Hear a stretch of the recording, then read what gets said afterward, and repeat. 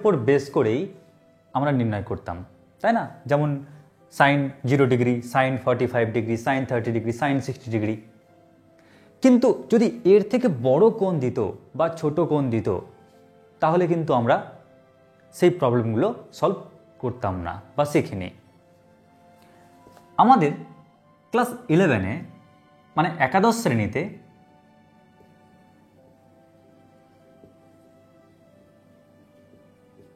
এই চ্যাপ্টারের যে নিয়ম, এই চ্যাপ্টারের যে অঙ্কগুলো দেওয়া রয়েছে, সেটা হলো এখানে যে অ্যাঙ্গেল, সেই অ্যাঙ্গেল অনেক বড় অ্যাঙ্গেল কিংবা অনেক ছোট অ্যাঙ্গেল, মানে 0 থেকে 90 ডিগ্রির মধ্যেই যে সীমাবদ্ধ তা কিন্তু না, এদের থেকে হয় অনেক বড়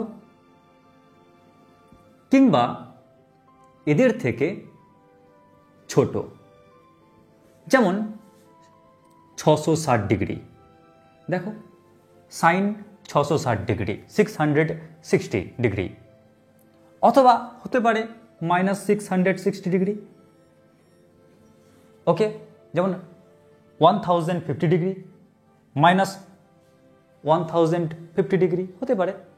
তো ব্যাপারটা এরকম, যদি কোণগুলো ছোট হয়, যেমন 0 degree, 30 degree, 45 degree, 60 degree, 90 degree, তাহলে আমরা ক্লাস 10-এ আমরা শিখেছিলাম। কিন্তু যদি এই কোণের থেকে বড় কোণ হয় বা ছোট কোণ হয়, সেক্ষেত্রে আমরা কিভাবে অঙ্কটা করব, কোন টেকনিকে অঙ্কটা সলভ করব, সেটাই শিক্ষণীয় বিষয় আমাদের ক্লাস 11-এর এই চ্যাপ্টারে। একটা উদাহরণ দিই, যেমন কট 660 ডিগ্রি কিংবা সাইন -660 ডিগ্রি। দেখো, আর এখানে লিখছি সাইন 45 ডিগ্রি।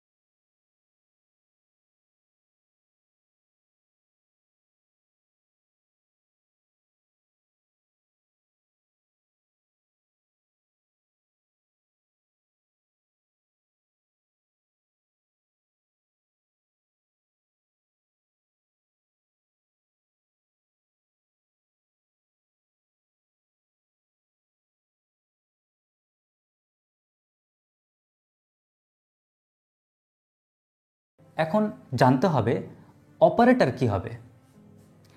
এখানে কি অপারেটর সাইন সাইন রাখবো নাকি চেঞ্জ হবে, এর কি নিয়ম?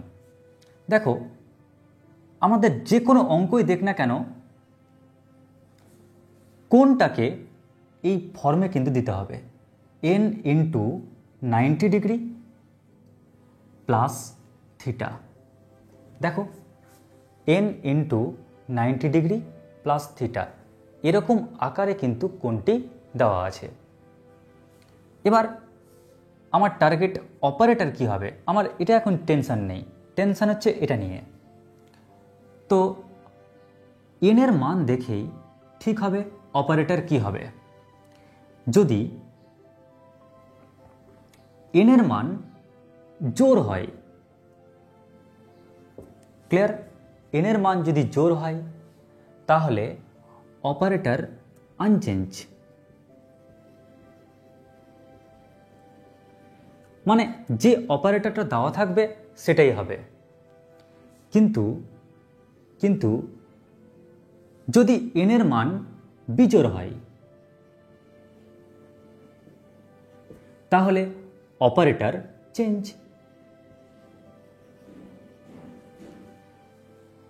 কি বললাম ব্যাপারটা?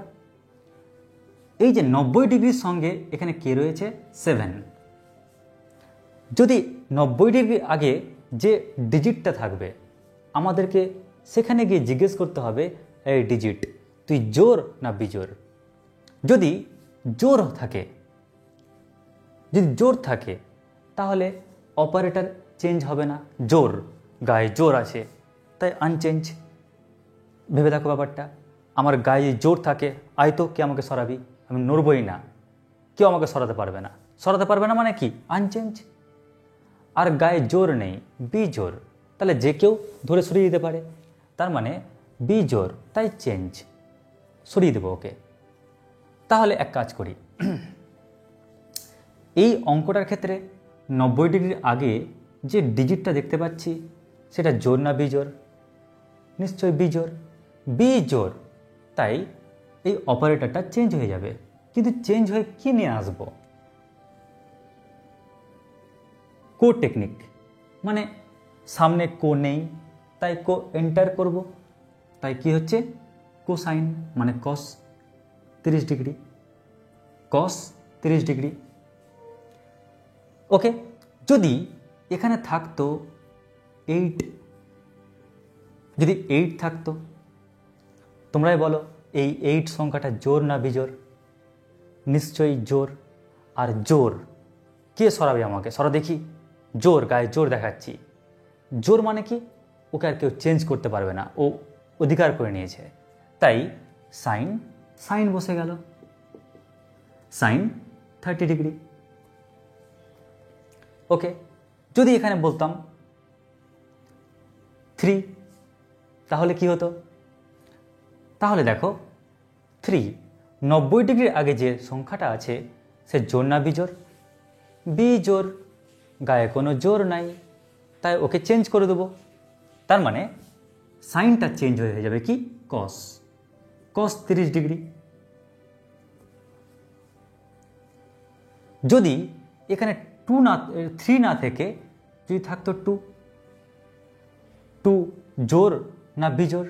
যেহেতু 2 জোর তাই আনচেঞ্জ, ও চেঞ্জ হবে না, তখন বসতো কি সাইন, যা ছিল তাই।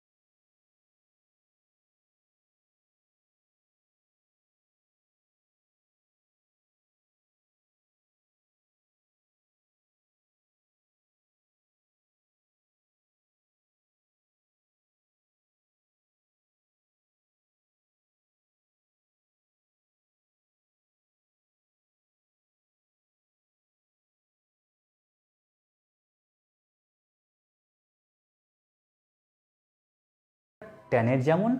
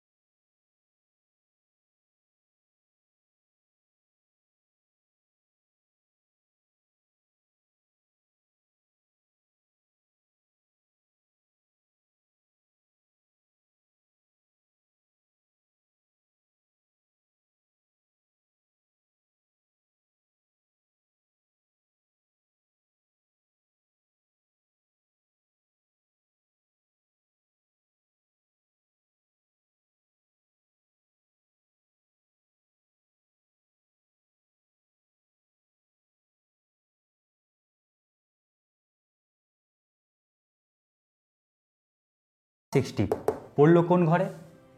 ট্যানের ঘরে। যেহেতু ট্যানের ঘরে পড়েছে মানে আমার নিজের ঘরে পড়েছে, আর নিজের ঘরে পড়া মানেই প্লাস, তাই আমরা এখানে যাই পাই না কেন চিহ্ন কি দেব? পজিটিভ। আর একটা উদাহরণ দিই, যেমন ধরো এখানে দেওয়া হলো 4 × 90 ডিগ্রি প্লাস 60 ডিগ্রি। তাহলে যেহেতু আমি এখানে ট্যানটাকে আমি ভেবেছি, ওই কারণে ট্যান হচ্ছে আমি, অল হচ্ছে সরকার, সাইন কস তোমরা। এবারে দেখো 4 × 90 ডিগ্রি, একটা 90, দুটো 90, তিনটে 90, চারটে 90 প্লাস 60 ডিগ্রি কোন ঘরে গিয়ে পড়লো? সরকারের ঘরে গিয়ে পড়লো।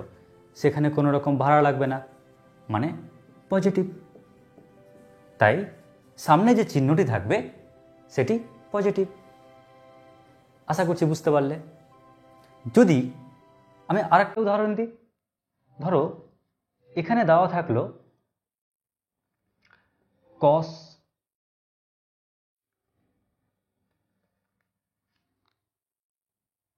9 × 90 ডিগ্রি প্লাস 60 ডিগ্রি। অনেক বড় কোণ দিলাম, নিশ্চয়ই এটা সলভ করে কিছু পাবো, কিন্তু আগে মনে রাখবে এখানে আমি কে? এখানে আমি হলো cos। তাই cos যদি আমি হই, অল গভর্নমেন্ট যদি হয়,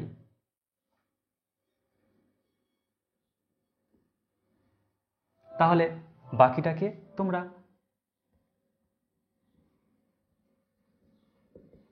তাই না? কারণ cos হচ্ছে আমি, অল সরকার, তার মানে সাইন আর ট্যান তোমরা। এবার দেখি কোন বাড়িতে গিয়ে পড়ছি। নিজের বাড়িতে এবং সরকারের বাড়িতে গিয়ে পড়লে পজিটিভ, অন্য বাড়িতে গিয়ে পড়লে নেগেটিভ। তাহলে 9 × 90 ডিগ্রি, 9 বার 90 ডিগ্রি। তাহলে স্টার্ট এখান থেকে, একটা 90, দুটো 90, তিনটে 90, চারটে 90, পাঁচটে 90, 6, 7, 8, 9, 9টে 90 প্লাস 60 ডিগ্রি। তাহলে বলো তো কোন ঘরে গিয়ে পড়লো? সাইনের ঘরে গিয়ে পড়লো। তোমাদের ঘরে গিয়ে পড়েছে। তোমাদের ঘরে গিয়ে পড়ার ফলে কি নেব? নেগেটিভ। ওই কারণে সামনে চিহ্ন নেব মাইনাস। তো এইভাবে আমাদের প্লাস কি মাইনাস সেটা ঠিক করতে হবে। আশা করছি বুঝতে পেরেছ। এবার এই প্লাস মাইনাসের আসল কনসেপ্ট কি, অরিজিনাল কনসেপ্ট কি, সেটা আমরা ডিসকাস করব। তার আগে তোমরা এই ব্যাপারটিকে আগে লিখে নাও।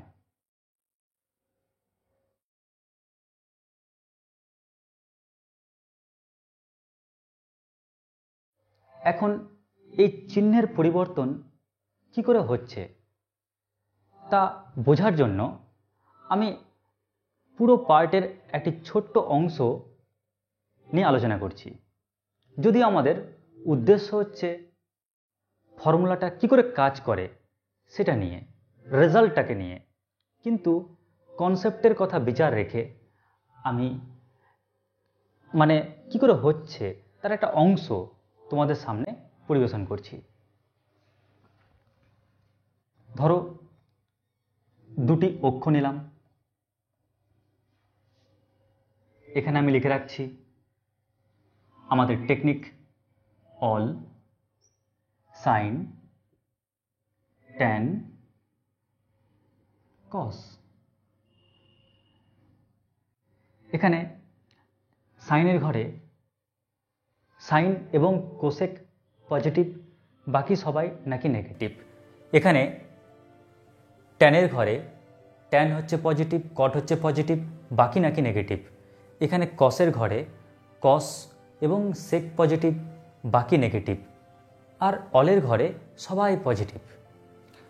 দেখা যাক এটা কি করে হয়। এটি হলো এক্স অক্ষ এবং ওয়াই অক্ষ।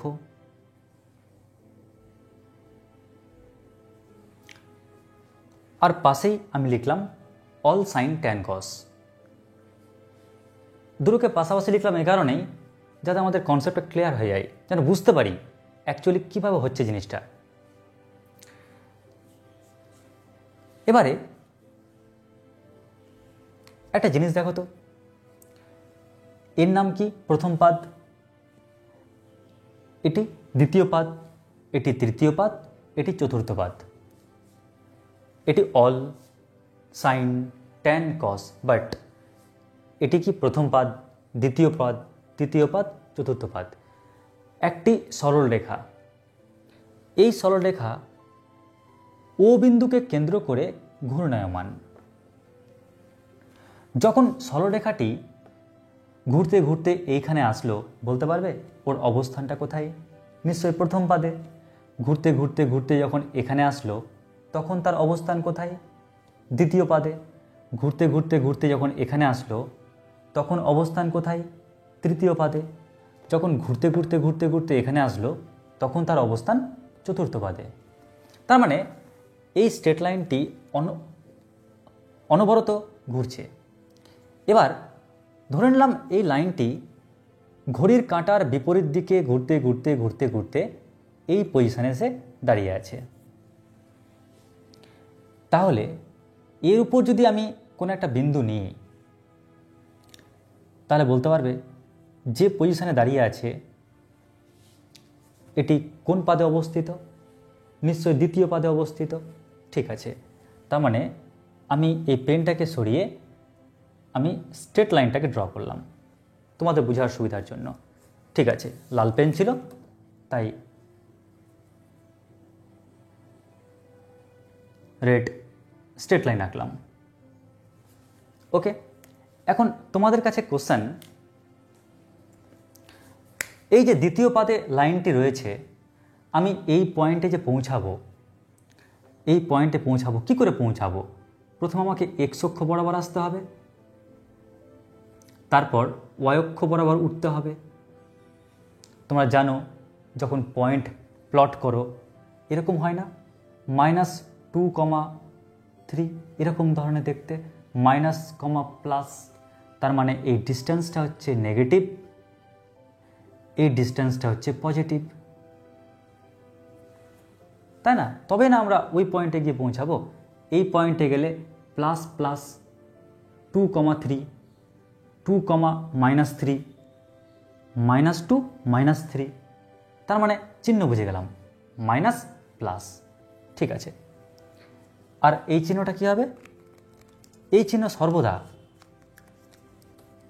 পজিটিভ। এখন আমি একটা নিয়ে ডিসকাস করি, আমি এই পার্ট এই পার্ট এই পার্ট নিয়ে ডিসকাস করছি না। যদি আমি ধরে নিই এই কোণটা থিটা, তাহলে বলো সাইন থিটা। সাইন থিটা মানে এর পালা আগে, সাইন থিটা। সাইন মানে কি? লম্ব বাই অতিভুজ। আমি তো শিখছি চিহ্নর ব্যবহার, আমার ডিজিটে লাভ নেই, আমি চিহ্নটা দেখব। তাই সাইন মানে কি? লম্ব বাই অতিভুজ। লম্বটাও পজিটিভ, অতিভুজও পজিটিভ, তাই রেজাল্ট কি পাবো?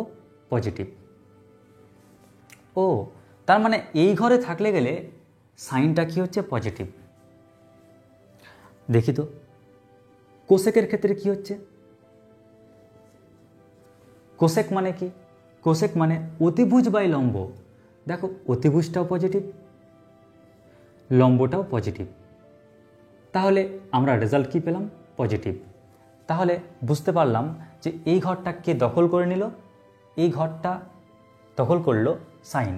আচ্ছা বাকিগুলো দেখি, তবে না বুঝতে পারবো কে দখল করলো। কসের ক্ষেত্রে দেখি, কস, কস থিটা। কস মানে কি? ভূমি বাই অতিভুজ।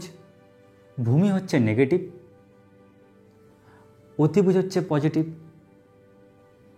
তাহলে রেজাল্ট কি পেলাম? নেগেটিভ। যদি আমরা সেক থিটা নিয়ে কাজ করি তাহলে কি পাচ্ছি? সেক থিটা মানে অতিভুজ বাই ভূমি, মানে পজিটিভ বাই নেগেটিভ। অ্যান্সার কি পাচ্ছি? নেগেটিভ। যদি আমরা ট্যান নিয়ে কাজ করি, ট্যান থিটা, তাহলে ট্যান মানে কি? লম্ব বাই ভূমি। লম্ব হচ্ছে পজিটিভ, ভূমি হচ্ছে নেগেটিভ। অ্যান্সার কি পেলাম? নেগেটিভ। যদি আমরা কট নিয়ে কাজ করি, তাহলে কট মানে কি? ভূমি বাই লম্ব। ভূমি হলো নেগেটিভ এবং লম্ব হলো পজিটিভ। অ্যান্সার কি? নেগেটিভ। তাহলে দেখো, যদি সরলরেখাটি দ্বিতীয় পাদে থাকে,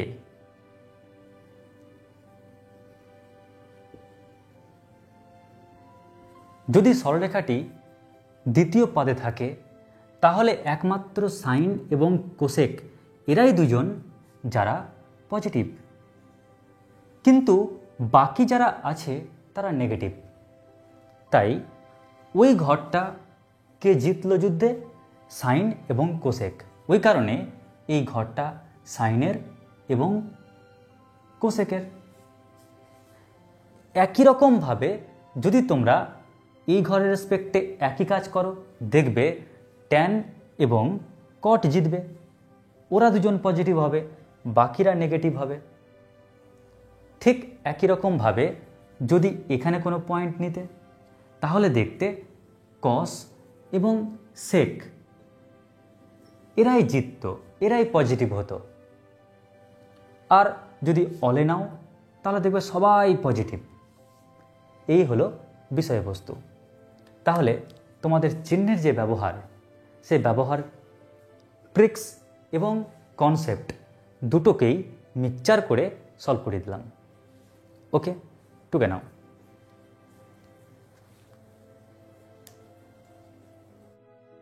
নেক্সট আমরা চলে আসছি এবার এই চ্যাপ্টারের প্রবলেমে। আমরা এতক্ষণ এই চ্যাপ্টারের basic information, technique, tricks, concept সব কিছু নিয়ে আলোচনা করলাম। একটা অঙ্ক করতে গিয়ে প্রয়োজনীয় যা তথ্য আমাদের জানতে হবে, প্রত্যেকটা কিছু নিয়ে আমরা আলোচনা করলাম এবং জানলাম। এবার আমরা চলে আসি এই চ্যাপ্টারের একটি পূর্ণাঙ্গ অঙ্কে।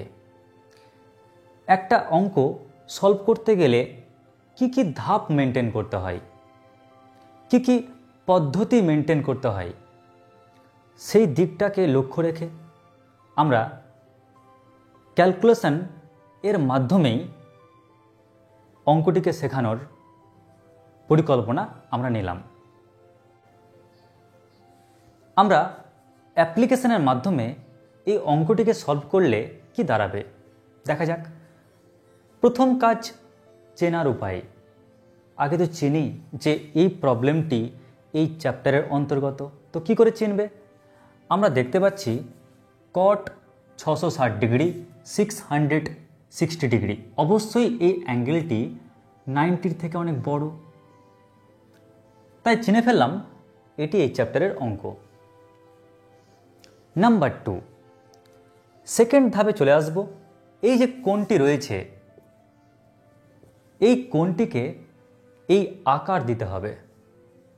তার মানে কট, এই কোণটিকে দিতে হবে কোণ আকার n × 90 ডিগ্রি প্লাস থিটা। কি করে দেবে? তো এই যে বড় কোণটি রয়েছে, এই কোণটিকে আমি ভাগ করব 90 ডিগ্রি দিয়ে। 7 × 90 ডিগ্রি 630 ডিগ্রি, 30 ডিগ্রি পড়ে থাকলো। আমি কি লিখতে পারি যে ভাজ্য ইকুয়াল টু ভাজক ফল যোগ ভাগশেষ 7 × 90 ডিগ্রি বা 90 ডিগ্রি × 7 প্লাস 30 ডিগ্রি। তাহলে আমাদের এই ফর্মটা দেওয়া কমপ্লিট। এবার 3 নম্বর স্টেপে দুটো কাজ একসঙ্গে করতে হবে, কারণ এখান থেকে পরের লাইনে যে যাওয়ার নিয়মে দুটো পোর্শন রয়েছে। নাম্বার 1 চিহ্ন, নাম্বার 2 অপারেটর। ক্লিয়ার? চিহ্ন, অপারেটর। তো আগে আমরা দেখে নিই অপারেটরটা কি হবে। আমরা দেখেছিলাম যে অপারেটর চেঞ্জ হবে নাকি আনচেঞ্জ থাকবে। তা চেনার উপায় হচ্ছে আমরা দেখব যে n বিজোড় নাকি n জোড়। ক্লিয়ার? n বিজোড় না n জোড়? n জোড় হলে আনচেঞ্জ আর বিজোড় হলে চেঞ্জ। দেখো এখানে 90 ডিগ্রির সঙ্গে যে nটা রয়েছে ওই n ও তো বিজোড়, আর যেহেতু বিজোড় তাই আমরা নিঃসন্দেহে বুঝে গেলাম যে এখানে অপারেটরটা চেঞ্জ হবে। চেঞ্জ করার নিয়ম কি? চেঞ্জ করার নিয়ম হচ্ছে যে সামনে যে কো আছে, যার কো থাকবে তার কোটাকে বাদ করে দেবে, যার কো থাকবে না তাকে কো দেবে, যেটা ক্লাস 10-এ করেছিলে ঠিক একই রকমভাবে। তো কো বাদ দিলে কি পড়ে থাকবে? ট্যান। তার মানে ট্যান 30 ডিগ্রি। এবার আমাকে দেখতে হবে এখানে চিহ্ন কি হবে। চিহ্ন কেমন করে চেক করবে? তো চিহ্ন চেক করার টেকনিক অল সাইন ট্যান কস। আমি জানি যে এখানে অল, এখানে সাইন কিংবা কোসেক, এখানে ট্যান কিংবা কট, এখানে কস কিংবা সেক, এরাই পজিটিভ থাকবে নিজের ঘরে। তো 7 × 90 ডিগ্রি, একটা 90, দুটো 90, তিনটে, চারটে, 5, 6, 7, 7টা 90 হয়ে গেল। +30 কোন ঘরে গিয়ে পড়লো? কসের ঘরে গিয়ে পড়লো। কিন্তু ছিল কে? আমি ছিলাম কট পড়লো অন্য ঘরে গিয়ে, তাই মাইনাস। Last step 4। এবার ত্রিকোণমিতিক মান। দেখো আমরা জানি ক্লাস 10-এ পড়েছিলাম যে tan 0 ডিগ্রি যেমন 0 হয়, tan 30 ডিগ্রি ইকুয়াল টু 1/√3 হয়, tan 45 ডিগ্রি ইকুয়াল টু 1 হয়। তো মানটা জাস্ট মনে রাখতে হবে, আর আমরা সেই ভ্যালুটা এখানে পুট করতে হবে 1/√3। তাহলে আমাদের প্রবলেমটা সলভ হয়ে গেল। ওকে, তাহলে আমি আর একটি প্রবলেম দেখাচ্ছি। যেমন tan -1050 ডিগ্রি।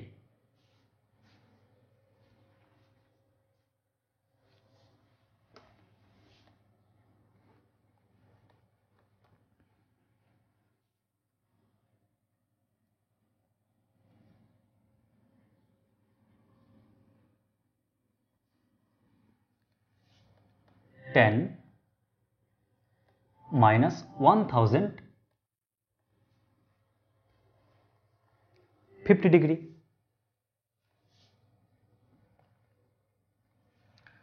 তো আগেই বলি tan -θ একমাত্র কস আর সেক থাকে যে মাইনাসটাকে অবজার্ভ করে নেয়। tan তাহলে মাইনাস কি দাঁড়ালো? Minus tan 1050 degree. ওকে, এবার সেকেন্ড কাজ কি? tan এই যে কোণটা রয়েছে না, এই কোণটাকে আমাকে এরকম লুক দিতে হবে। দেওয়ার নিয়ম কি? 1050 ডিগ্রিকে আমরা ভাগ করব 90 ডিগ্রি দিয়ে। 90 × 90, তাহলে 0 ডিগ্রি, 0, 5, 1, আবার কত যাচ্ছে? 90 × 90 ডিগ্রি, পড়ে থাকছে কত? 60 ডিগ্রি। তাহলে তোমরাই বলো ভাজ্য ইকুয়াল টু কি? ভাজক গুণিত ভাগফল যোগ ভাগশেষ, মানে 11 × 90 ডিগ্রি প্লাস 60 ডিগ্রি। ওকে, এবার পরের কাজটা কি? আমরা জানি এখান থেকে এখানে আসতে গেলে, আগেই বলি এই মাইনাস তো ওইখান থেকে পাওয়া মাইনাস, কিন্তু ওর নিজের জন্যই কি পাবো?